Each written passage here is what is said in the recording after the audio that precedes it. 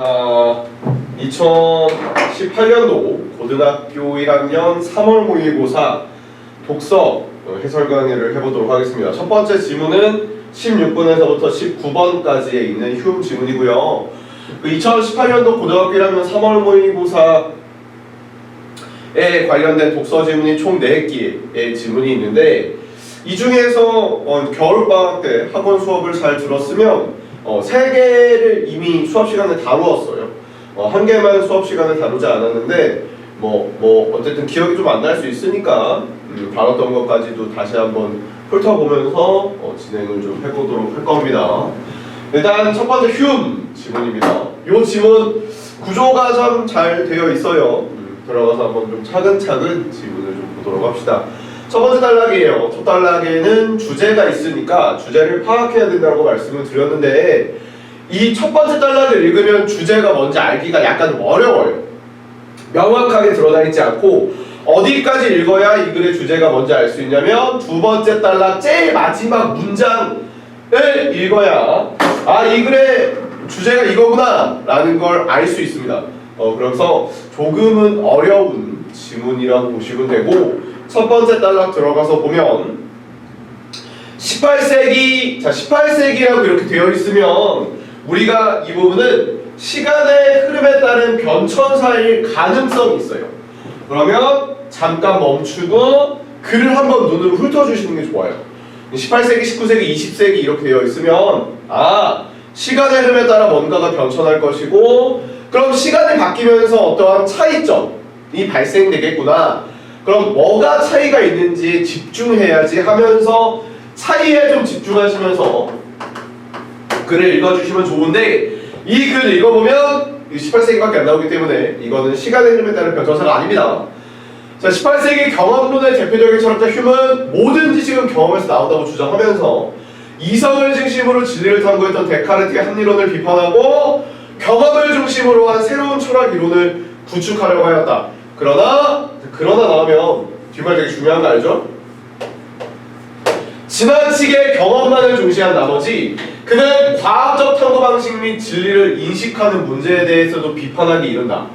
그 결과 휴문 서양 근대 철학에서 극단적 회의주의자로 평가받는다고 되어 있는데, 여기까지 읽으면 도대체 여기서 하고자 하는 게 휴인 것까지는 알겠는데 휴메 뭐지? 라는 생각을 할 수밖에 없어요. 예측하면 휴이 극단적 회의주의자라는 말을 하려고 하는가? 얘가? 아니면 얘가 경험을 너무 중시해서 과학적 탐구 방식 및 진리를 인식하는 문제에 대해서 비판하는, 요 과학을 비판하는 이야기를 진행하려고 하는가? 라고 이건가? 아니면 오히려 이제 휴이 아닌 데카르트에 관련된 이야기를 좀 할까? 아니면 그냥 휴의 경험을 중시하는 단순한 휴의 경험을 중시하는 철학에 대해서 얘기를 할 것인가? 다시 정리하면 휴이 극단적 회의주의자라고 휴를 비판할 것인가? 아니면 휴이 과학적인 탐구 방식을 비판하는 걸 보여줄 것인가? 아니면 그냥 휴의 경험론을 이야기할 것인가? 잘 알 수가 없어요. 여기까지만 읽었을 땐 알 수가 없고, 세 가지 중에 하나가 주제이지 않을까라고 예측만 하시면서 넘어가실 수밖에 없습니다. 자, 이 다음에 이제 두 번째 단락을 보면, 자, 일단 제가 이 정도까지 그냥 쭉 읽을 거예요.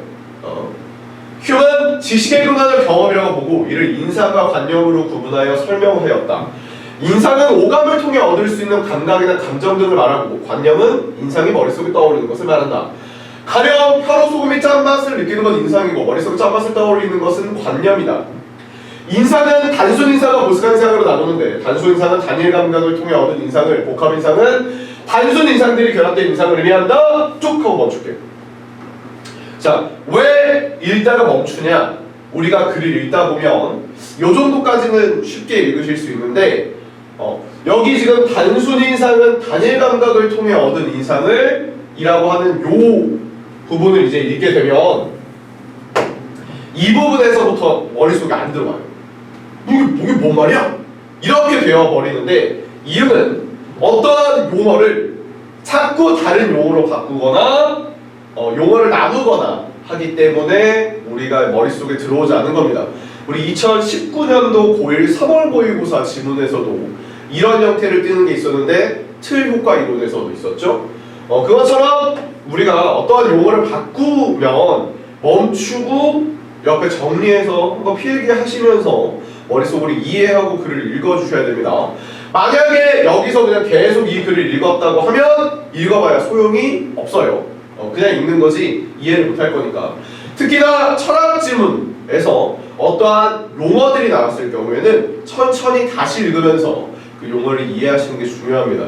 그러니까 일반적으로는 이 부분을 읽으면서 여기 있는 인상이나 관념 되게 중요한 말이니까 내가 이걸 완벽하게 이해하고 넘어가야지 라는 생각을 고1이 하기가 어려워요. 그러니까 읽다가 요 정도까지 갔는데 이게 뭔 말인지 모르겠어. 이거 되게 중요한 말이니까 내가 이걸 다시 읽으면서 완벽하게 이해하고 넘어가야지 하는 게 고1의 일반적인 사고방식이 될 겁니다. 다시 읽으면 돼요. 다시 읽으면서 이해하시면 됩니다. 자, 일단 경험을 인상과 관념으로 나누어서 얘기를 하고 있고요. 인상이라는 건 감각적으로 느끼는 것이고 관념은 머릿속으로 떠올리는 것입니다. 요렇게 내가 레몬을 먹었어. 지금 레몬을 먹었어. 레몬 먹고 아셔! 이러면 이게 인상이고 레몬은 시지. 이거는 인상을 떠올리는 것이니까 관념이라고 보시면 됩니다. 여기까지 이해하기 어렵지 않죠? 가령 여기서 이제 예시를 들었어요. 예시를 들었다는 얘기는 예시 앞부분이 매우 중요하다는 얘기고 예시를 기준으로 예시가 끝나는 요 부분까지는 별로 중요하지 않다는 얘기인데 여기까지 해서 이해를 못하면 예시 읽으면서 꼭 완벽하게 이해하시고 넘어가셔야 됩니다. 그냥 넘어가면 안 돼요. 예시가 있다는 말은 앞부분에 어떠한 이론이 굉장히 중요하다는 말입니다. 가령 혀로 소금의 짠맛을 느끼는 건 인상이고 머릿속으로 짠맛을 떠올리는 건 관념이다.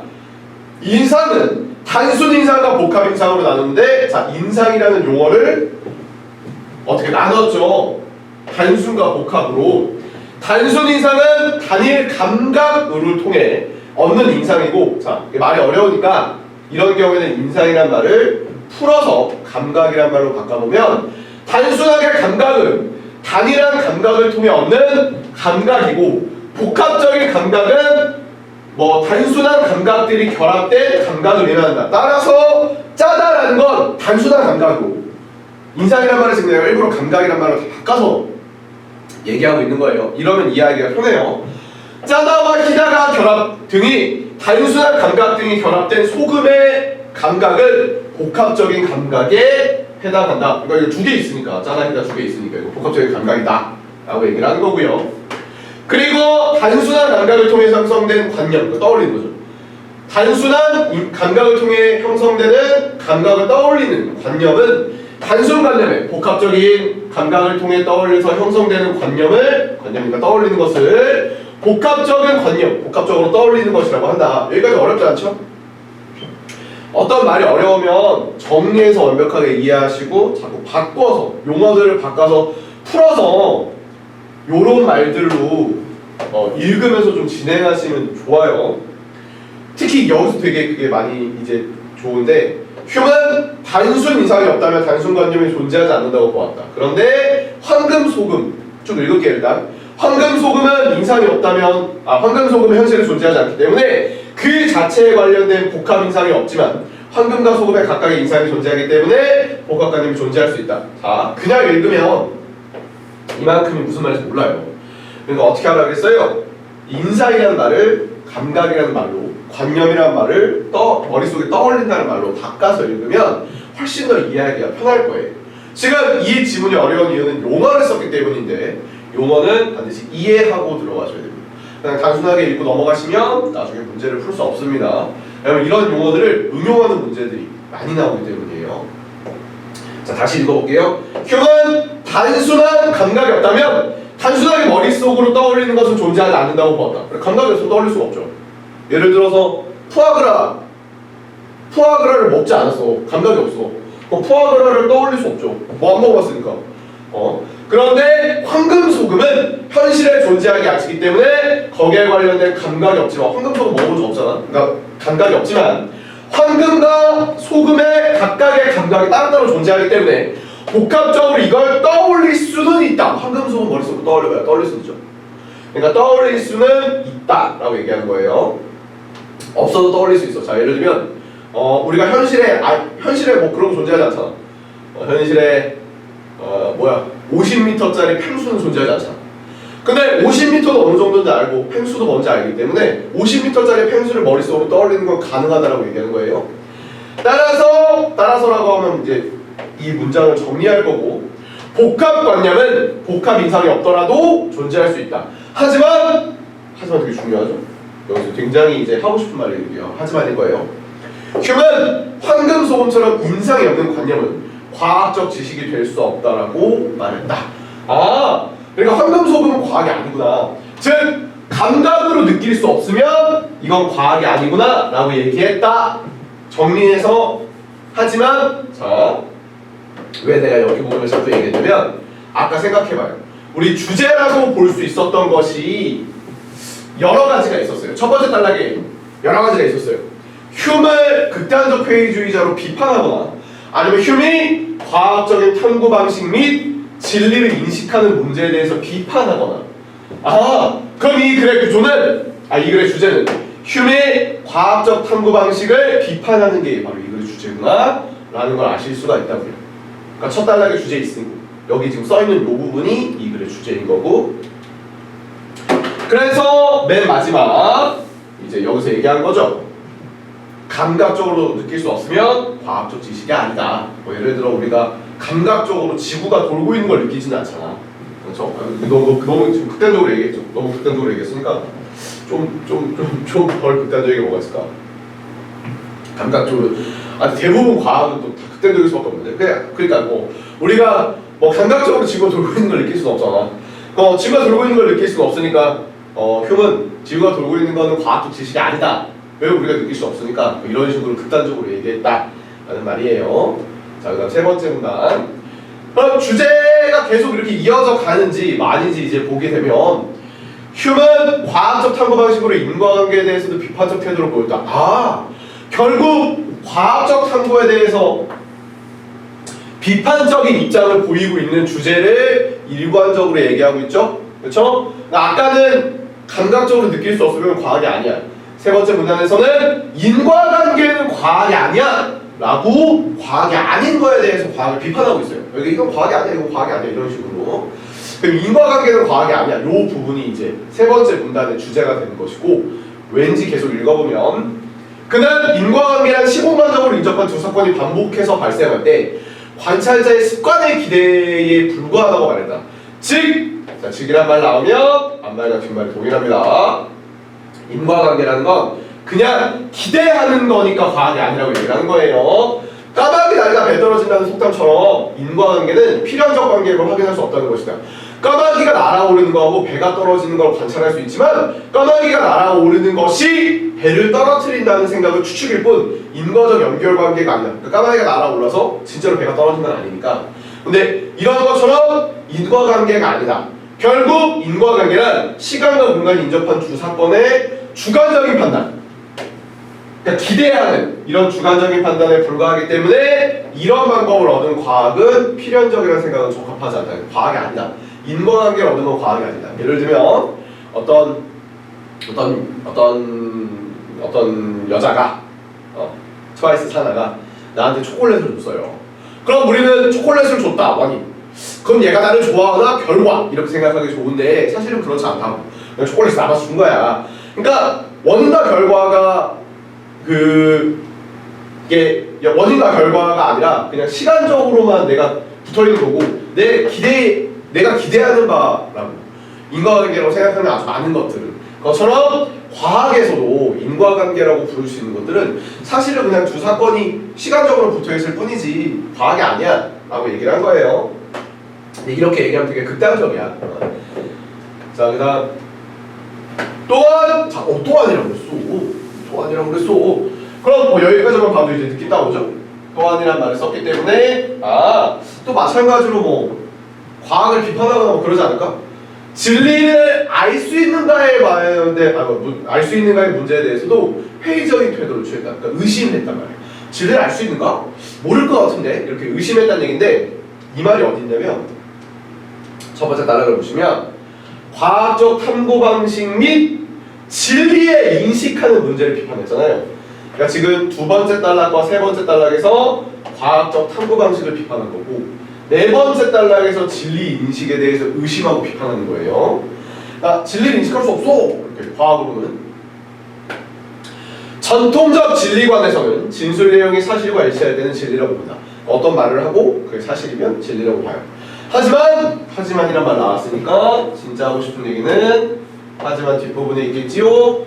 휴먼 진술 내용이 사실과 일치하는지를 여부를 판단할 수가 아예 없다고 봤어요. 판단할 수 없으니까 진실을 알 수가 없다라고 본 거예요. 예를 들어 지금 여기까지 읽었는데 사실 이해가 잘 안 가니까 이 예시를 읽어볼게요. 소금이 짜다라는 진술이 진리가 되기 위해서는 실제로 사실과 일치해야 되니까 소금이 짜야 돼요. 그런데 휴먼에 따르면 우리의 감각기관을 통해서만 세상을 인식할 수 있기 때문에 실제로 소금을 짠지 안 짠지 알 수 없어요. 그러니까 이게 사실인지는 알 수 없어. 우리의 감각기관이기 때문에 사실인지 알 수 없고 그냥 소금이 짜다라는 진술은 내 입에서 소금이 짜게 느껴진다라는 내 주관적인 진술일 뿐이야. 따라서 비록 경험을 통해 얻은 과학적 지식이다 하더라도 그것이 진리인지는 확인할 수 없다. 자, 그러니까 이거예요.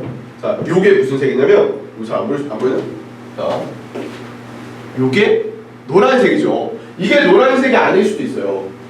그러니까 이게 노란색이다라는 나의 진술은 사실과 일치해야지 진리가 되는데 이게 노란색이라는 사실이 아닐 수도 있어. 내 눈에서만 이걸 노란색으로 보는 걸 수도 있어. 실제로는 내 눈을 제외하고 다른 모든 사람들은 이걸 빨간색이라고 볼 수 있다.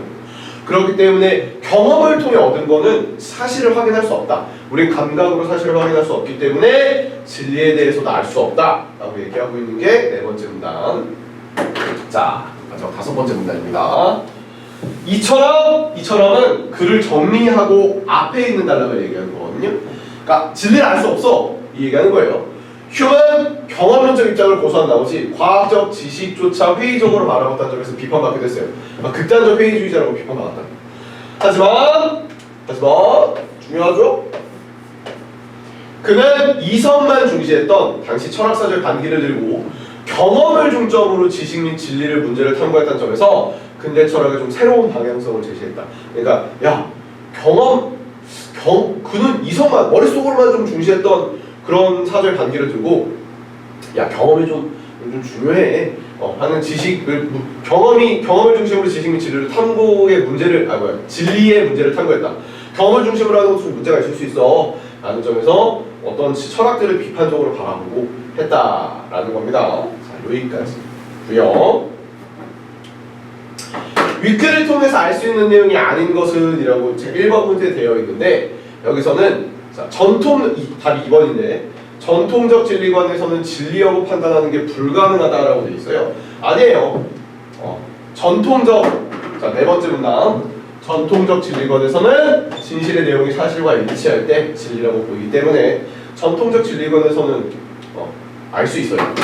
그래서 요거는 이제 휴메 견해죠. 휴메 견해에 따르면 진리 여부를 판단하는 것이 불가능하다라고 되어 있는 거죠.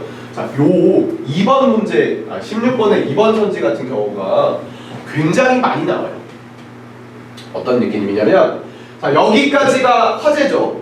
그 다음에 이 뒤에 있는 게 이제 이 글에 있는 내용인데 이런 거예요. 자, A라는 화제가 있고 B라는 화제가 있고 C라는 화제가 있다 칩시다. 그 다음에 A에 관련된 설명이 있고요, B에 관련된 설명이 있고요, C에 관련된 설명이 있다 칩시다. 그럼 우리가 여기까지를 읽었기 때문에 어쨌든 간에 이런 용어들과 이런 설명들은 어느 정도 머릿속에 들어있어요. 근데 문제에서 물어볼 때 이렇게 물어보는 거죠. A는 설명 A라고 해야 되는데 B에 대한 설명을 이렇게 붙이는 거예요. 그러니까 요렇게 이걸 막 섞는 거야. 이런 식으로 섞어가지고 문제를 막 물어보는 거야. 그러면 우리가 그냥 얘를 읽으면 얘도 그래서 읽었고 이 부분도 그래서 읽었기 때문에 이거 맞는 말이지 하고 시간이 없으니까 빨리 읽고 넘어가서 틀리는 경우도 있는데 조심하셔야 돼요. 어떤 화제들이 좀 많이 나오면 확실하게 단락을 들어가서 찾아주고 꼼꼼하게 읽고 넘어가셔야 됩니다.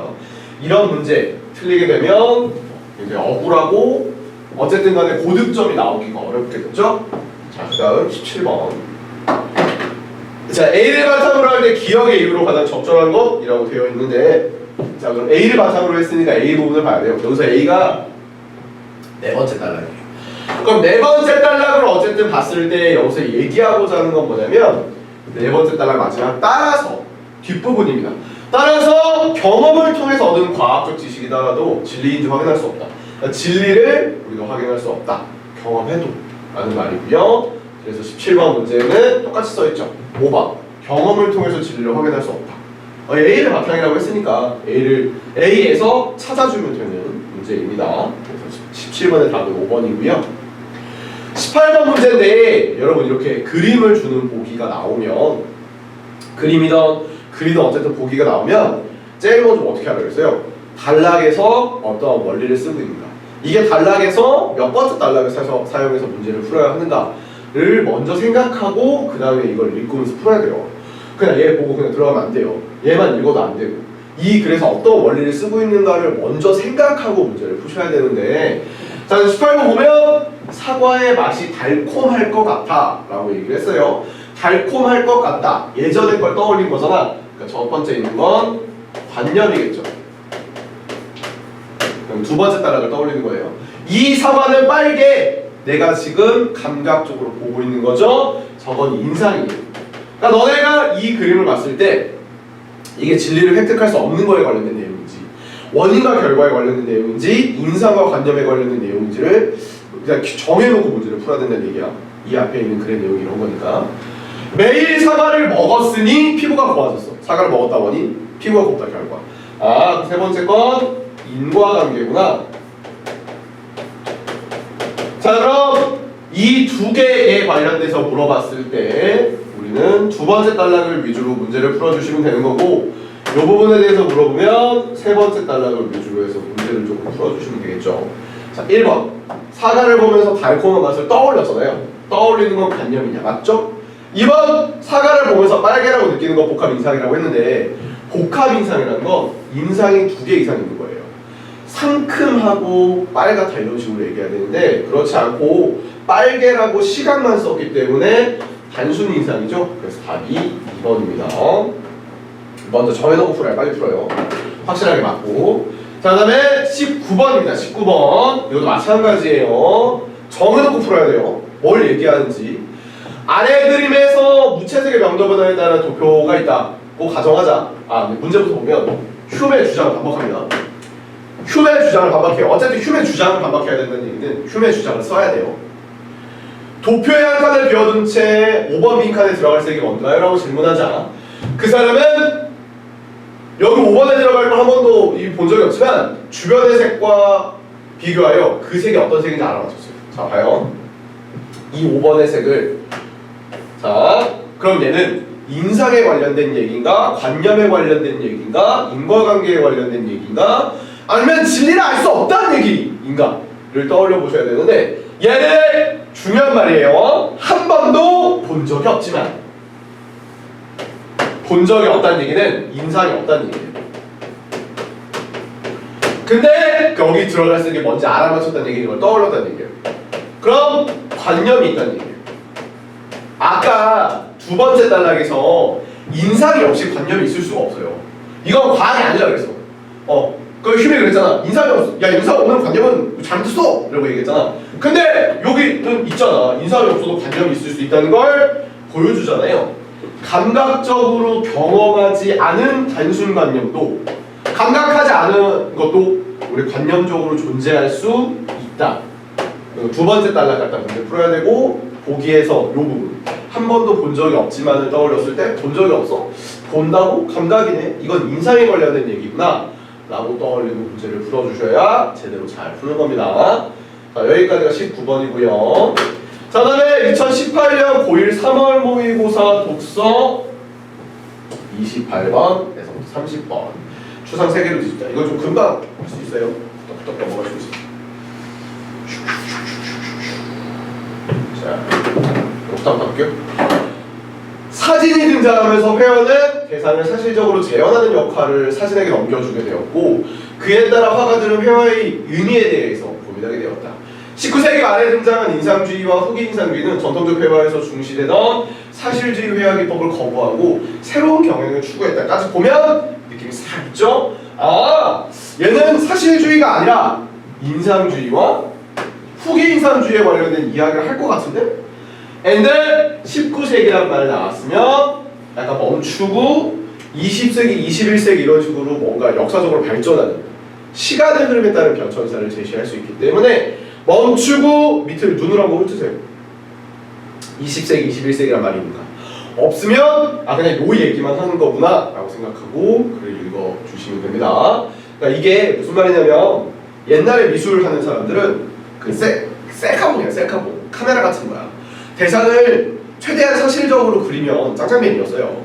카메라가 없으니까. 그래가지고 이제 그 미술 뭐 그림 그리는 사람들을 고용해가지고 그림 그리는 사람들이 나를 그리게 한 거지. 초상화를 막 그리게 하거나 아니면 뭐 가게에 그런 광고지 같은 거 있잖아. 그런 걸 그리게 하거나 뭐 했단 말이야. 술집 빵집이면은 빵을 그리게 한 거야. 어쨌든 사진으로 찍을 수 없으니까 가 그림으로 그리게 해서 이제 빵집에 걸어놓고 말이거든요. 근데 사진기가 발명됐으니까 사진을 찍으면 되죠. 그러니까 어떻게 된 거야? 그 미술하는 회화하는 화가들이 다 실업자가 다 잘린 거지. 카메라로 찍으면 되는데 그림으로 왜 그려? 그러니까 지금 나의 상태와 같아. 나도 지금 어쨌든 백수. 수업을 안 하자니 이건 그냥 하는 거고 이건 서비스잖아. 그러니까 나도 이제 나처럼 백수가 된 거야. 그러자 뭐 어떻게 한 거야? 화가들이 야 사실적으로 그리면 안 되겠네. 사진기가 찍으면 되니까 그럼 사실적이지 않게 해보자 해서 발상의 전환을 통해서 사실적이지 않은 그림들을 그려요. 빈센트 밴 고흐나 피카소나 뭐 여기서는 이제 세잔이나 모네를 얘기할 건데 이런 사람들이 막 등장해서 더 이상 사실적이지 않게 그림을 그렸다라는 얘기들을 진행을 할 거예요. 그 사진기의 발명 때문에 그렇습니다. 그러니까 나도 지금 어쨌든 백수잖아요. 코로나가 계속 이렇게 길어지면 다른 일을 해야 되지 않겠어? 나는 하고 싶은 일이 뭐냐면 어쨌든 뭐 누가 나한테 꿈을 물어보면 나는 작가죠. 시나 소설을 쓰는 작가고 시를 써서 등단도 했지만 어쨌든 지금은 안 하니까 옛날에만 깨작했지. 시나 소설을 쓰고 싶고 그리고 옛날에 미술을 좀 했기 때문에 도자기 좀 굽고 싶고 그래서 그러면서 제주도에서 귤밭 하고 싶어요. 귤 제주도에서 땅 사가지고 귤 키우면서 소설 쓰고 농사 짓고 나중에 나이 좀 많이 먹어서 더 이상 이제 강사로서 할아버지가 돼서 강사할 수 없으니까 할아버지가 돼가지고 강사를 할 수 없을 때 그렇게 살고 싶어. 어쨌든 간에 꿈이라는 거였고 그 다음 두 번째입니다. 인상주의 화가들은 색이 빛에 의해 변하기 때문에 대상의 고유한 색은 존재하지 않는다고 생각했다. 인상주의 화가 모네는 그럼 여기서는 일단 인상주의부터 얘기할 거고 그럼 이 다음에 이제 후기 인상주의를 얘기하지 않을까? 라고 우리가 알 수 있죠. 그럼 인상주의 화가들이 어떤 사람들이 어떻게 사실적이지 않게 그림을 그렸냐면 대상이 사실적으로 재현하는 회화 전통에서 벗어나기 위해 빛에 따라 달라지는 사물의 색채와 그 순간적인 인상을 표현하려고 해서 빛에 따라 달라지는 사물을 순간적으로 그림을 그린 거예요.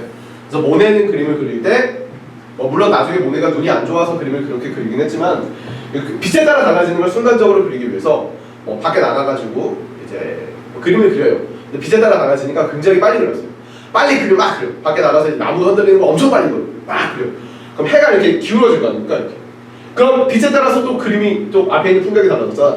그 그림 위에다가 덧칠해서 그렸어요. 빨리 그리다 보니까 그림이 뭉개지고 대충 그린 것 같고 막 되게 뿌연하게 그림을 그렸단 말이야.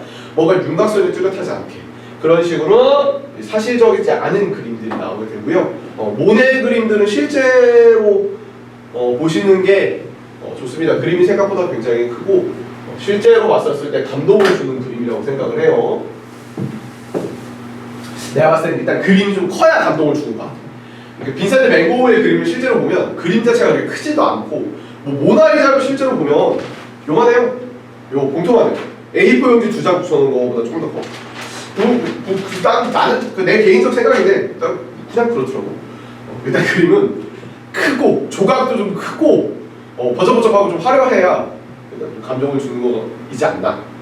내 개인적인 생각이 그래요. 어쨌든 간에 세 번째 문단. 모네는 대상의 세부적인 모습보다는 전체적인 느낌과 분위기, 빛의 효과에 주목했고 그 결과 빛에 의해 대상의 순간적인 인상을 포착하여.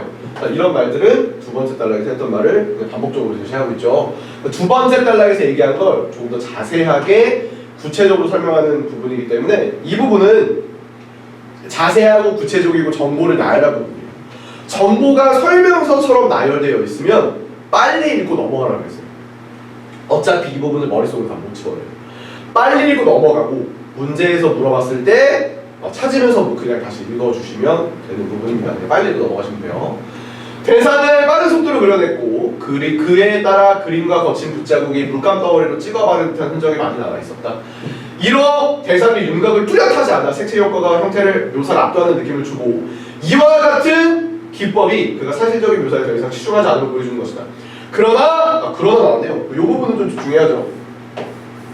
이 부분이 구체적인 부분이고 그러나 모네 역시 대상을 눈에 보이는 대로만 표현했다. 어쨌든 눈을 썼으니까 이전 회화가 추구했던 사실들 묘사에서 완전히 벗어나지 못했다. 모네의 한계를 제시했어요.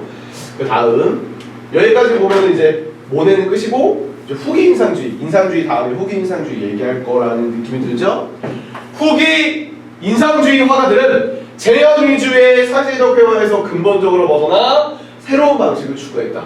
후기 인상주의 화가 세자는 회화는 눈과 두뇌가 필요하다. 이가 서로 돌아가는데 모네가 가지고 눈뿐이다라고 말하면서 사물의 눈에 보이지 않는 형태까지 찾아 표현하고자 했다. 이러한 시도는 회화가 즉각되는 세계를 재현하는 것이 아니라 대상의 본질을 구현해야 된다. 그러니까 후기 인상주의는 대상의 본질을 구현하려고 했다. 더 이상 눈이 아니라 두뇌를 사용해서 눈이 아니라 두뇌까지 써가지고 본질을 구현하려고 했다는데 사실 여기까지 보면 이게 뭔 말임이 돼요. 이게 당연한 생각이에요. 그럼 그래서 뭐 어쩌라고 한 다음에 다섯 번째 문단을 읽어보면 세자는 그럼 도대체 이제 본질을 구현한다는 말이 뭔지 구체적으로 써져 있는 다섯 번째 단락을 보면 세자는 하나의 눈이 아니라 두 개의 눈으로 보는 세계가 진실이라고 믿었고 두 눈으로 보는 세계를 평면에 그리려고 했다. 그는 대상의 전통적 원근법에 억지로 맞추지 않고 이중 시점을 사용하여 대상을 다른 각도로 바라보려고 했으며 이러한 폭의 그림을 표현하려고 했고 또한 질서 있는 화면 구성을 위해 대상의 선택의 배치가 다른 정보라는 설명을 했다. 그러니까 본질을 구현하기 위해서는 하나의 눈이 아니라 우리 눈은 두 개니까 두 개의 눈으로 보는 세계를 그리려고 했고 전통적인 원근법은 이제 한 가지의 소실점을 두고 점을 하나를 두고 이제 이게 이렇게 보는 거니까 그게 아니라 시점을 두 개로 썼구나라는 걸 알 수 있는데 이게 무슨 말이냐면 자 지금 요렇게 손가락 하나 들어 올리고 오른쪽 눈, 왼쪽 눈을 감은 상태로 오른쪽 눈을 보세요. 그리고 눈을 바꿔서 오른쪽 눈을 감고 왼쪽으로 보면 손가락이 움직인다는 걸 알 수 있어요. 보는 것도 다르고. 그러니까 사람은 오른쪽 눈으로 보는 거랑 왼쪽 눈으로 보는 거랑 달라요. 이 두 개를 합쳐서 뇌에서 재조합을 하는 거야. 오른쪽 눈으로 보는 요 손가락과 왼쪽 눈으로 보는 손가락을 두 개를 합쳐가지고 우리가 뇌에서 인식하고 있는 거거든요. 근데 그림을 그릴 때는 하나만 그려요. 한쪽 눈으로 보고 있는 것만 그려요. 우리가 그림을 그릴 때. 그래서 이 세자는 시점을 두 개를 쓴 거예요. 예를 들면 사과가 여러 개가 있으면 여기 있는 요 사과는 왼쪽 눈으로 보이는 듯하게 그렸고요. 여기 있는 사과는 오른쪽 눈에 있는 보이는 듯하게 그렸어요. 그래서 사과의 시점들이 되게 뒤섞여 있어요. 이게 발전하면 피카소처럼 되는 거예요. 피카소는 그림 보면 코는 옆에서 본 듯하게 그렸고요. 시점을 아예 바꾼 거지 이거는. 그 다음에 눈은 앞에서 보고 있는 듯하게 그렸단 말이야. 완전 시점을 다르게 그렸잖아. 그거의 시초가 이제 모네라고 보시면 좋을 것 같아요. 그래 이게 대상의 본질이라고 본 거야. 두 눈으로 보는 게 이렇게 그림을 그렸다. 그래서 세자는 사물의 본질을 표현하기 위해 보이는 것을 그리는 것이 아니라 아는 것을 그려야 된다고 했고요. 그 결과 자연을 관찰하고 분석해서 본질적으로는 구원통 원뿔의 단순한 형태를 이루어졌다는 결론에 도달했고 이를 구현하기 위해서는 이중 시점에서 더 나아가 본질을 표현하려고 했고 그래서 윤곽선을 강조하여 대상의 존재감을 부각하려고 했어요. 그러니까 세자는 이 세상이라는 거는 구나 원통이나 원뿔로 이루어져 있으니까 대상을 구나 원통이나 원뿔로 다 단순하게 그려야 된다고 봤어요. 나중에 가면 사과를 왜 이렇게 그래요? 이게 사과의 본질이야. 그러니까 왜냐면 보이는 게 본질이 아니라 아는 것이니까. 그러니까 이게 무슨 말이냐면 여러분 실제로 사과를 보이는 대로 그리면 사과가 찌그러져 있어요. 근데 사과를 아는 대로 그리잖아. 머릿속에 사과를 눈을 감고 떠올려 보실래요? 사과의 모양이 어때요? 동그랗고 새빨갛죠. 우리가 아는 것, 즉 본질은 그냥 동그래요. 그래서 사과를 동그랗게 그린 거예요. 라고 보시면 됩니다. 윤곽선을 강조하여 대상의 존재감을 부각하려고 했고 회화의 정체성에 관련된 고민을 비롯된 그의 화풍은 입체화 화가들에게 영향을 이제 줬다 라는 부분입니다. 자, 그럼 문제를 풀기 전에 조심하셔야 되는 건 뭐냐면 자, 이렇게 A 모네가 있고 모네에 관련된 설명이 있었고요. 그 다음에 B 세잔 있고 세잔에 관련된 설명이 있었죠. 아까 방금 얘기했지만 이런 것들을 이렇게 섞어서 문제로 물어볼 수가 있기 때문에 그래서 좀 조심하셔야 돼요. 확실하게 주체가 누군지 꼭 찾아서 확인해 보시고 문제를 풀어주셔야 됩니다. 이렇게 여러 가지 대상을 설명하는 경우에는 섞어서 잘 나옵니다. 자, 28번. 자, 28번은 얘도 이제 방금 얘기했던 것처럼 섞어서 내는 건데 답이 4번입니다. 모네는 대상의 고유한 색을 표현하기 위해 전통적 원근법을 거부했다고 했는데 전통적인 원근법을 거부하고 이중 시점을 쓰는 것. 여기 5번째 문단에서 전통적 원근법을 거부한 건 세잔이에요. 모네가 아니라. 그래서 28번의 답이 4번인데 방금 전에 설명했던 지문처럼 이렇게 대상이 여러 개면 대상을 막 섞어서 문제를 잘 물어보니까 조심하세요. 잘 찾으셔야 됩니다. 자, 29번 가는 모네의 사화와 포너가 있는 정물이고 나는 세잔의 바구니가 있는 정물입니다.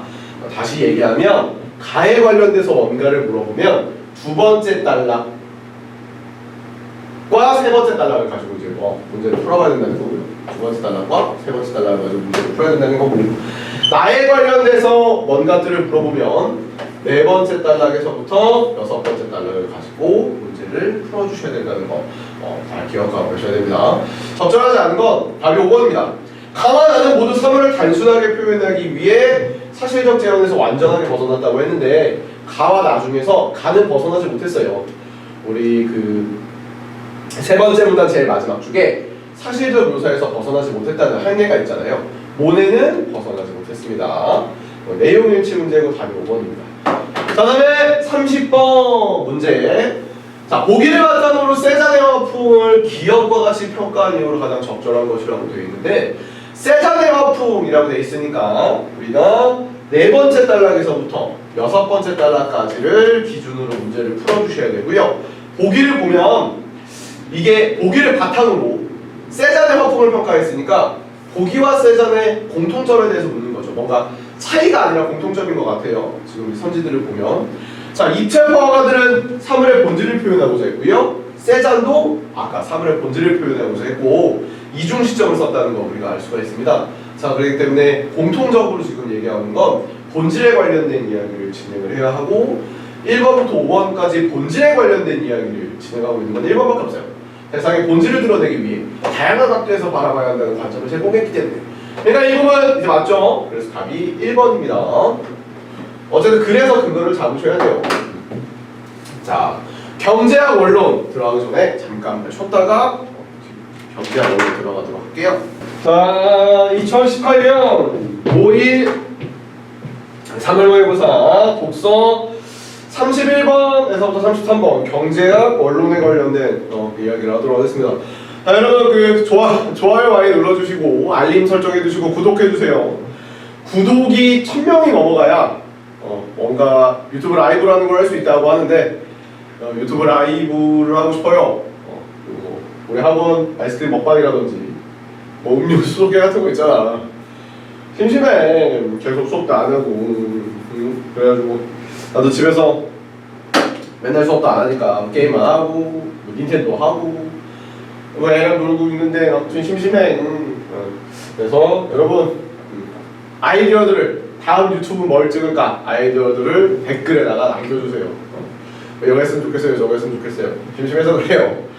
자, 일단 독서 31번에서부터 33번 잽싸게 보도록 합시다. 첫 번째 문단입니다. 조세가 뭔지 알죠? 조세 세금이에요, 세금. 조세는 국가의 재정을 마련하기 위해 경제 주체인 기업과 국민들로부터 거두어들인 돈이다. 그런데 국가가 조세를 강제로 부과하다 보니 경제 주체인 의욕을 떨어뜨려 경제의 손실을 초래하거나 조세를 부과하는 방식에 공평하지 못하는 불만을 야기하는 문제가 나타난다. 따라서 조세를 부과할 때는 효율성과 공평성을 고려해야 한다. 자, 글을 약간만 끊어보면 이렇게 잘 썼어요. 세금이 있는데 그런데 세금을 부여하면 어떻게 돼요? 문제가 발생해요. 그러니까 이 글의 주제죠. 세금을 부여했을 때 문제가 발생하는데 문제가 뭐였냐면 의욕을 떨어뜨려 손실을 가지고 오거나 이게 1번이에요. 또는 공평하지 못해서 불만을 야기하거나 그러니까 공평에 관련된 이야기가 2번이에요. 따라서 조세를 부과할 때는 조세의 효율성과 공평성을 고려해야 된다는 얘기는 공평하지 못하니까 공평성을 고려해서 해결한 거예요. 요렇게. 그 다음은 효율성은 그럼 뭘 해결하겠어요? 손실을 해결하는 거예요. 효율적이면 손실이 줄겠죠. 그래서 문제 해결 구조로 이루어져 있고요. 그러면 어떻게 해결하는지 좀 더 디테일하게 얘기를 진행할 가능성이 매우 높고 두 번째 단락은 당연히 순손실을 초래해서 효율성으로 해결하는 먼저 얘기하는 걸 이야기할 가능성이 매우 높죠. 자, 이걸 주제에 머릿속에 넣으시고 두 번째 단락으로 들어가시면 됩니다. 우선 벌써 딱 써있지. 조세의 효율성에 대해서 알아보자. 써있잖아. 상품에 소비세를 부과해서 상품 가격이 상승하면 소비자가 상품을 적게 구매하기 때문에 상품을 통해 얻는 소비자의 편익이 이득이 줄어들고 생산자가 상품을 팔아 얻는 이윤을 줄어들게 된다. 자, 여기까지 뭐예요? 문제죠, 문제. 자, 그럼 계속 읽어보면 이게 문제라는 걸 알 수 있어요. 소비자와 생산자가 얻는 편익이 줄어드는 걸 경제적 손실이라고 하고 조세로 인하여 경제적 순손실이 생기면 경기가 둔화될 수 있다. 이처럼 조세를 부과하게 되면 경제적 순손실이 불가피하게 발생하기 때문에 이를 최소화하도록 최소화하도록 조세를 부과해야 조술의 효율성을 높일 수 있다. 그래서 여기까지 마무리되는데 여기까지 이만큼이 문제잖아. 그 다음에 여기서 얘기하잖아. 그러니까 순손실을 최소화해야 된다. 예를 들면 사람들이 의지가 없거나 경기가 둔화될 수 있으니까 순손실이라는 거는 경기가 안 좋아지는 걸 얘기하는 거구나. 경기가 안 좋아지기 때문에 효율성을 최대한 높여야 된다. 근데 보면 이 글이 좀 아쉬운 지점이 뭐냐면 여기인데 어떻게 최소화할 건데? 그냥 최소화해야 돼! 하고 이제 효율성을 높여야 된다고 되어 있잖아요. 일반적인 글이면 세 번째 문단에서 이러한 방법을 통해서 효율성을 높일 수 있다고 좀 더 구체화해야 되는데 세 번째 단락으로 들어가면 공평성 얘기를 해버려요. 두 번째 단락은 좀 더 디테일하게 썼어요. 조금 아쉬운 글의 구조가 될 수 있습니다. 어쨌든 간에 뜬구름 잡는 얘기이긴 한데 효율성을 높여야 돼. 일을 어떻게 최소화해서 높여야 돼. 그러니까 공부를 열심히 해야 돼. 열심히 하는 게 중요해. 이런 얘기하는 거랑 똑같은데 그걸 구체적이지 않게 그냥 써버리고 넘어갔어요. 문제만 그냥 대답을 길게 쓰고 그 다음에 세 번째 조세의 공평성은 아까는 효율성 공평성 얘기하는 거니까 공평성 얘기하고 있고요. 조세 부과의 형평성을 실현하는 것으로 조세의 공평성이 확보되면 형평성이 높아져 저항을 줄일 수 있다. 공평성이 높으면 세금을 이제 저항하지 않고 살래. 공평성을 확보하기 위해서는 편익의 원칙과 능력의 원칙이 있는데 두 개를 나눴죠? 편익의 원칙이라는 건 공공재를 소비함으로써 편익이 클수록 세금을 많이 부담하는 게 원칙이다. 이는 공공재를 사용하는 만큼 세금을 내는 것이므로 납세자의 저항이 크지 않지만 현실적으로는 공공재 사용량을 측정하기가 쉽지 않다는 문제가 있고 조세 부담자와 편익 수혜자가 달라지는 문제도 발생할 수 있다. 자, 그러면 공평하기 위해서는 두 가지가 있대요. 어떻게 있냐면 편익의 원칙과 능력의 원칙 이렇게 두 가지가 있는데 편익의 원칙은 공공재를 소비하면 된대요. 그럼 여기까지 이렇게 얘는 되게 구체적으로 문제를 해결해줘. 그러니까 나는 이게 그런 거야. 두 번째 문단에 효율성도 구체적으로 얘기를 했었어야 되는데 공평성만 구체적으로 얘기한단 말이야. 아마 그 분량 때문에 그런 것 같은데 어쨌든 편익의 원칙은 공공재를 소비함으로써 소비를 많이 하면 된다. 예를 들어서 세금을 냈어. 세금을 내는데 내가 세금을 왜 이렇게 많이 내야 돼? 짱나! 뭐 이렇게 생각할 수 있는데 공공재 같은 거 신호등을 되게 많이 설치해 준다던가 아니면 뭐 소방서나 경찰서를 되게 많이 소방서 경찰서 공공재가 아니지 뭐 지하철이나 뭐 버스처럼 뭐 어쨌든 이런 것들을 좀 우리도 좋게 해준다던가 뭐 하면 좋죠. 그럼 나한테 어쨌든 이득이 오니까 나도 뭐 세금 내지 뭐 하고 내는 거야. 그럼 여기까지 읽었을 때는 네 번째 문단에서 지금 편익의 원칙만 얘기하고 글을 끝냈기 때문에 능력 원칙을 얘기할 거야 라는 걸 또 아실 수가 있을 겁니다. 네 번째 문단 능력 원칙은 이런 식으로 글을 예측하면서 읽으셔야 되고 개인의 소득이나 재산을 고려해서 세금의 부담 능력에 따라 세금을 내야 하는 원칙으로 조세를 통해 소득을 재분배하는 효과가 있다. 그래서 능력 원칙은 돈이 많은 사람들은 뭐 능력에 따라 세금보다 능력에 따라 세금을 낸다. 소득이 많거나 뭐 재산이 많은 사람들은 좀 세금을 많이 내고 뭐 소득이 없으면 뭐 세금을 조금 내고 뭐 이런 얘기를 하고 있는 거고요. 능력의 원칙은 수직과 수평이 있다. 자 여기까지 쭉 나가. 자 벌써 어땠어요? 여러 번 나누어졌죠. 벌써 여러 번 나눠줬잖아요. 자 공평하기 위해서는 어떻게 하는가 했어요? 편익의 쭉 넘어가서 이제 조세 공평성은 편익의 원칙과 능력의 원칙이 있는데 능력의 원칙은 잘못 썼나요? Sorry. 자 편익의 원칙과 능력의 원칙이 있는데 맞죠? 편익의 원칙은 얘기를 하고 있고요. 능력의 원칙은 다시 두 가지로 나누어져서 얘기를 할 수 있죠. 능력의 원칙은 수직과 수평이라고 이렇게 나눌 수 있대요. 자, 한 번, 두 번. 자, 이렇게 두 번 나누면 이게 카메라 잡히나 모르겠네. 두 번 나누면 멈추고 쓰세요. 이렇게. 왜냐면 여기서 더 나눠지게 되면 진짜로 이해하기가 어려워요. 이런 식으로 두 번, 여러 번에서 나누어지면 멈추고 간단하게 내가 지금 쓴 것처럼 정리해서 옆에다가 빈공 시험지 옆에다가 쓰시는 게 훨씬 더 문제 풀 때 도움이 됩니다. 자, 두 가지가 있는데 하나는 수직적 공평이라는 게 있는데 수직적 공평은 소득이 높으면 세금을 많이 낸다. 이를 실천하기 위해서는 모든 납세자의 세금을 적용하는 비례세나 누진세를 행하기도 한다. 능력의 원칙도 두 가지로 나눴는데 이 중에서 수직적인 거 하나만 얘기했죠. 그럼 이 다음 단락에서 수평적인 걸 얘기할 거예요. 그러니까 돈 많이 버는 사람이 소득이 높으면 세금 많이 내는 게 능력의 원칙에서 수직. 그럼 수평적인 건 소득이나 재산이 같은 경우에는 세금을 같게 부담하는 거예요. 근데 수치상으로는 소득이나 재산이 동일하더라도 실질적인 조세 부담 능력이 달라 내야 하는 세금의 세금의 차이가 생길 수 있어요. 예를 들어 소득이 동일하더라도 부양가족 수가 다르면 실질적인 조세 부담 능력의 차이가 생기게 되죠. 이를 해결하기 위해서 정부에서는 공제제도를 통해서 세금 분담 능력이 적은 사람에게 세금을 감면해 주죠. 예를 들면 A라는 사람이 돈을 300만 원 벌고 B도 300만 원 버는데 A는 혼자 살아. 근데 B는 애가 둘이야. 부인하고 애 둘이야. 부인이 일 안 해. 그럼 3명을 먹여 살려야 돼. B는 세금을 좀 감면해주고 A는 세금을 좀 더 많이 물린다. 이런 말입니다. 자, 문제. 윗글에 관련된 설명을 접근한 건데 계속 이렇게 나누어서 설명하고 있죠. 나누고 구분하고 기준에 따라서 구분하고 답이 2번이겠지요. 자, 다음에 23번 기억과 니은에 관련된 이야기인데 자, 기억이 효율성이고 니은이 이제 공평입니다. 자, 답은 3번입니다. 기억은 니은과 달리 소득을 재분배한다고 되어 있는데 저는 문제 풀 때 어떻게 푸냐면 1번에 기억의 동그라미, 2번에는 니은의 동그라미, 3번에는 기억은 니은과 달리라고 했으니까 기억에만 동그라미 쳐요. 그러니까 기억만 갖다 보겠다는 얘기예요.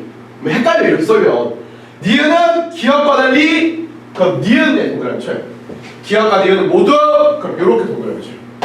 자, 이렇게 일단 치고 문제를 푸는데 헷갈려서 그래요. 어쨌든 간에 소득의 재분배가 기억 파트에 있어야 되는데 지금 기억 파트 들어가 볼까요? 자, 조세 효율성. 여기에 재분배라는 말이 여기 있냐고. 두 번째 문단에 재분배라는 말이 없죠. 재분배라는 말은 어디 있냐면 재분배 네 번째 문단 여기 두 번째 줄인데 얘는 기억이 아니라 니은이죠. 그렇죠? 그렇기 때문에 답이 4번이지요. 이렇게 난 동그라미 치면서 풀어요. 내가 좀 풀기 편하거든. 자, 그다음에 33번. 표가 조금 잘 안 보일 수도 있어요. 그럼 이제 지문을 보고 좀 보시면 되는데, 자, 일단 적절한 걸 고르라고 돼 있어요. 자, 보기 있으면 어떻게 하라고 했어요? 보기 있으면 그냥 문제 풀지 말고 보기가 이 글을 어떻게 사용하는가를 먼저 생각하고 문제를 푸시라고 반드시 말씀드렸습니다. 자, 보면 A, B, C가 있는데 A하고 B는 소득이 같아요. 근데 세율도 같아요. 근데 공제가 다르단 말이야. 아, 부양가족에 따라 공제가 달라졌구나. 그럼 지금 A하고 B를 비교하는 건 5번째 단락을 가지고 문제를 내가 풀어야겠구나 라는 사실을 아실 수가 있고요. 그 다음에 A, 지금 여기서 B하고 C는 부양가족은 2명이 있는데 얘는 B는 3천만 원이고 C는 4천만 원이잖아. B하고 C를 이렇게 비교하면 아, 얘는 돈을 많이 버는 사람이 돈을 더 많이 내는 그럼 여기에 관련된 얘기는 능력 원칙이니까 4번째 단락에 관련된 에서 문제를 좀 풀어주면 되겠구나 라는 사실을 아실 수가 있죠. 그래서 이 문제는 5번째 단락과 4번째 단락 갖다 풀어야지 먼저 생각하고 문제 푸세요. 자, 1번 성근이 같은 경우 볼게요. 성근이는 A와 달리 B에게 공제 혜택을 부여함으로써, 공제 혜택 부여한 거 맞아요, 조세의 공평성이 약화된다고 되어 있는데 5번째 단락 아래쪽에 이게 조세의 공평성이 강화된다고 써있기 때문에 조세의 공평성을 높이기 위해라고 써있기 때문에 성근이는 틀렸고요. 그 다음에 수지 B가 A와 달리 부양가족 공제를 받는 건 실질적인 조세부담 능력을 고려했다고 되어 있는데 마찬가지로 A하고 B를 물어보면 5번째 단락 보라고 그랬죠? 5번째 단락 3번째 줄에 실질적 조세부담이라고 써있으니까 이게 수지가 맞아요. 자, 수지인 니은이 맞습니다. 그 다음에 현욱이는 B와 C의 납부액에서 B와 C를 비교하는 순간 4번째 단락을 보시라는 얘기고, B와 C의 납부액의 차이가 있는 것은 편익의 원칙이라고 되어 있는데 여러분, 편익의 원칙은 4번째 단락이 아니라 3번째 단락에 있기 때문에 여기 있는 현욱도 틀렸습니다. 단락이 잘못됐고 얘기하고자 하는 게 좀 다르죠. 현욱도 틀렸고, 그래서 수지랑 유미가 맞는 말이고 답은 2번입니다. 자, 다음. 자, 되게 중요한 거예요. 꼭 단락 정하고 문제 푸세요. 2018년 고1 선언모의고사 마지막 지문입니다. 자, 초고층 건물의 높이가 200m 이상 되는 50층 이상 건물을 말한다. 그러니까 제2롯데월드 같은 거예요. 엄청 높은. 이런 초고층 건물을 지을 때 작용하는 힘을 고려해야 되는데 건물에 작용하는 힘을 수직하중과 수평하중이다. 여기까지 보면 얘는 과학 지문인데? 라는 느낌 같은 느낌이 좀 들겠죠? 수직하중은 건물 자체의 무게로 인해 수직적으로 작용하는 힘이고요. 수평하중은 바람이 이에 가로로 작용하는 힘이다. 뭐 그런가 봐. 뭐 딱히 주제가 있는 것 같진 않아요. 첫 단락에. 수직하중을 견디기 위해서는 자, 수직하중과 수평하중을 얘기한 다음에 수직하중을 견디기 위해서라고 돼 있어요. 그럼 이 글은 수직하중을 견디는 얘기를 한 다음에 그 다음에 수평하중을 견디는 얘기를 할 거야 라는 걸 이 2번째 단락 1번째 줄까지 읽고 예측할 수 있네요. 수직하중을 견디기 위해서 고안된 단순한 구조는 보기둥 구조다. 그럼 이 보기둥 구조가 뭐냐면 수직하중을 견디는 거고요. 보기둥 구조는 기둥과 기둥 사이에 수평 구조물의 볼을 설치하고, 자, 얘는 뭐예요? 보기둥 구조의 원리죠, 원리. 그렇죠? 어떻게 해서 이제 견디겠냐고. 그리고 설치하고 바닥판을 놓는 구조다. 보기둥 구조에 설치된 보의 두께만큼 건물 한 층당 높이가 높아지지만 바닥판에 작용하는 하중이 기둥에 집중되지 않고 보로 인해 분산되기 때문에 수직하중을 견딜 수 있다. 그러니까 이제 건물이 있으면 중간중간에 판을 넣어서 이제 그 수직하중을 견딘다는 얘기인데, 어떤 원리이기도 하지만 좀 더 정확하게 보면은 원리라기보다는 이제 구성인 것 같은데, 구성은 그냥 간단하게 좀 읽어주시면 돼요. 문제에 대해서 물어보면 어차피 다시 읽어야 되기 때문에 수직하중은 보기둥으로 해결하는 거고 판을 넣는 거고, 그래서 하중을 좀 분산시키는 거구나. 요 부분이 원리죠. 요 부분만 좀 잘 보시면 돼요. 여기 이제 판을 넣는다는 구성은 간단하게 읽고 넘기시면 됩니다. 위에서 아래로 작용하는 수직하중과 달리 수평하중은 수평하중 얘기하네요. 수평하중은 수직하중보다 훨씬 더 크다. 수평하중은 안전을 위협하는 주요 요인인데 바람이 건물에 작용하는 수평하중의 90% 이상 차지한다. 수평하중이 되게 엄청나구나. 건물이 많은 도시에는 넓은 공간에서 좁은 공간으로 바람이 불어오면 풍속이 빨라지는 현상이 발생하여 수평하중을 크게 만든다. 그리고 바람에 의해 공명 현상이 발생해서 매우 크게 흔들림으로 건물의 안전을 위협하게 된다. 자, 지금 여러분 두 번째 단락에서 수직하중을 견디기 위한 얘기를 진행하고 있잖아요. 근데 지금 세 번째 단락에서는 수평하중이 발생하는 이유를 얘기하고 있는 거예요. 사실 별로 중요하지 않죠. 왜냐면 글을 맞추려면 견디는 이유를 얘기해야 되기 때문이죠. 세 번째 단락은 사실 별로 중요하지 않고 네 번째 단락에 견디는 걸 얘기하고 있기 때문에 세 번째 단락은 사실 문제에서도 거의 물어보지 않습니다. 네 번째 단락 잘 보시면 됩니다. 건물의 수평하중을 견디기 위해서 어떻게 해야 되냐면 코어 구조라는 게 있대요. 자, 코어 구조의 구성은 중요하지 않고요. 코어 구조의 원리가 좀 중요하다고 생각하시면 됩니다.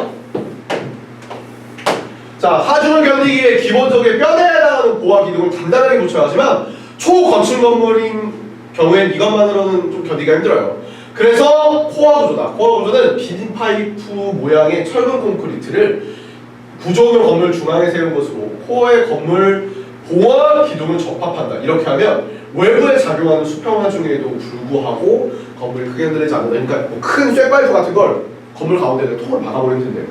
그런데 초건축 건물 같은 게 건물은 그 높이가 높아질수록 수평하중이 커지고 그에 따라 코어의 크기가 커져야 된다.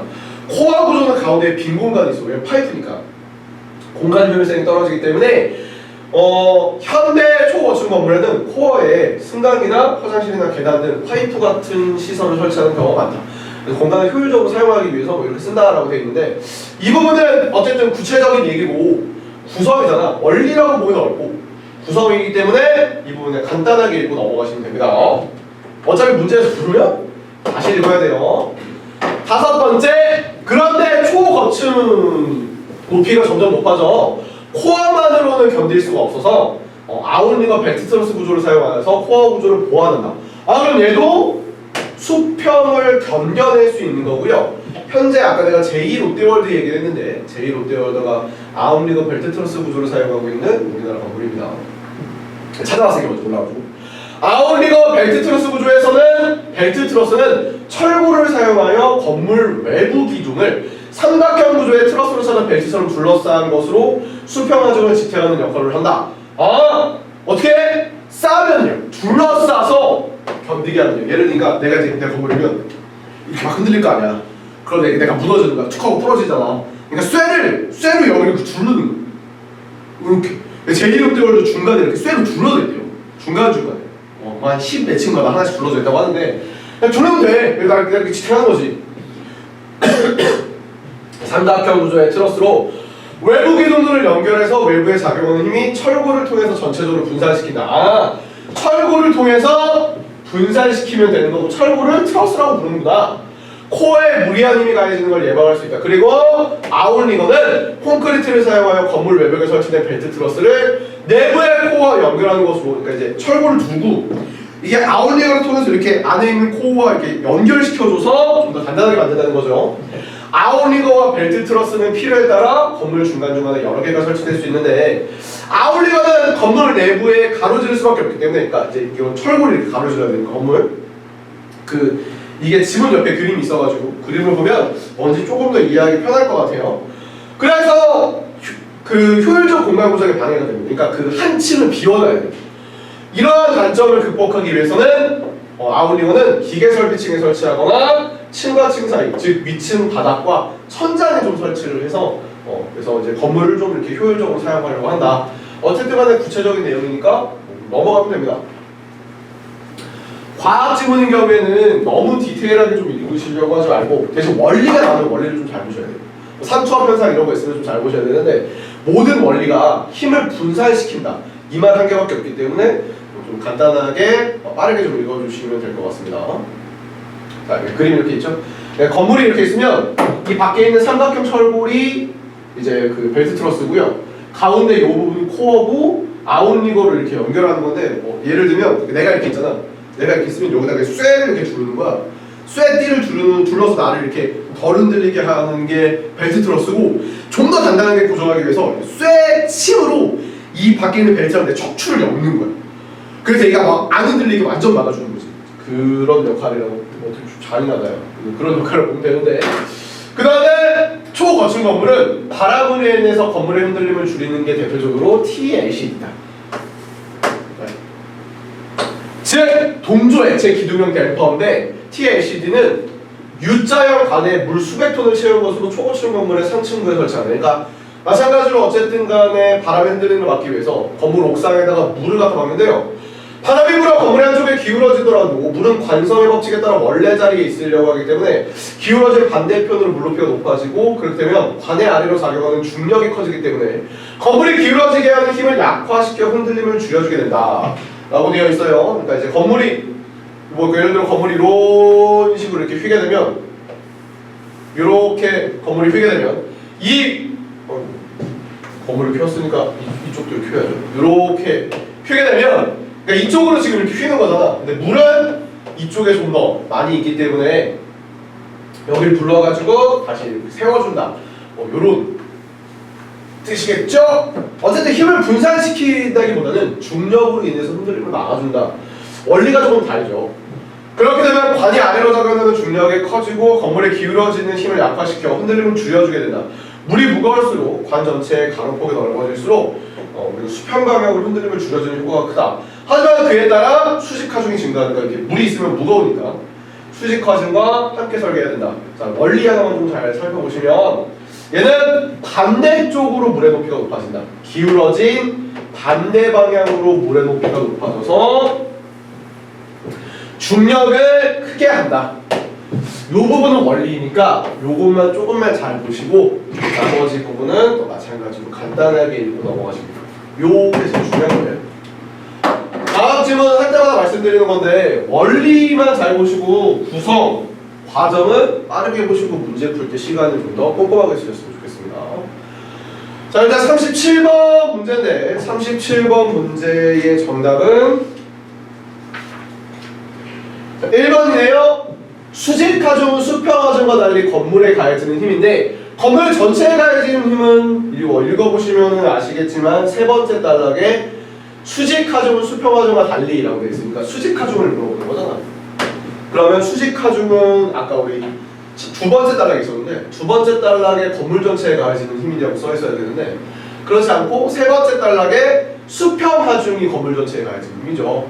다음 1번이고요. 그 2번 모의고사에서 계속 얘기하고 있는 건데, 주체를 자꾸 섞어서 바꿔서 페이크를 치는 경우가 굉장히 많아요.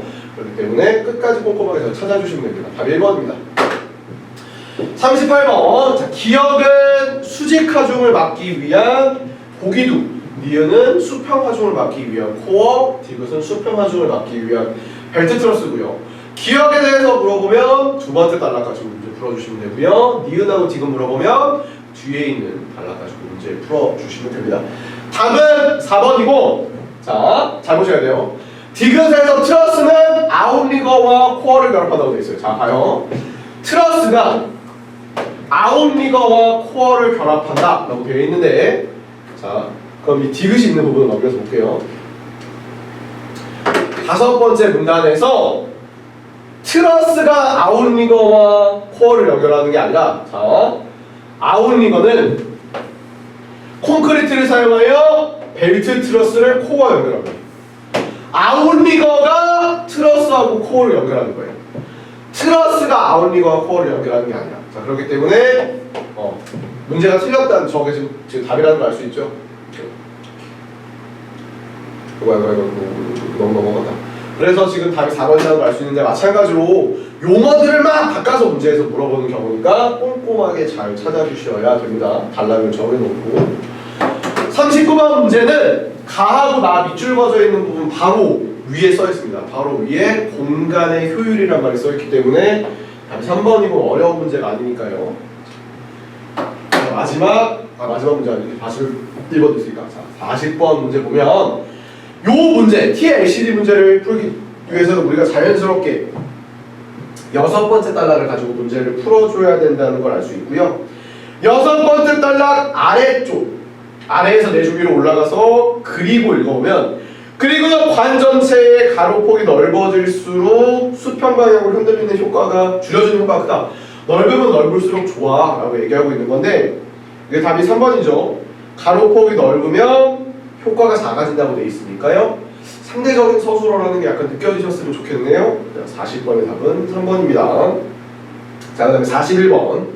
41번의 답은 4번인데 사전적 의미로 적합하지 않은 게 D가 어떤 상태나 현상을 그대로 보존한다 라는 지탱인데 지탱이라는 말은 오래 버틴다는 뜻이에요.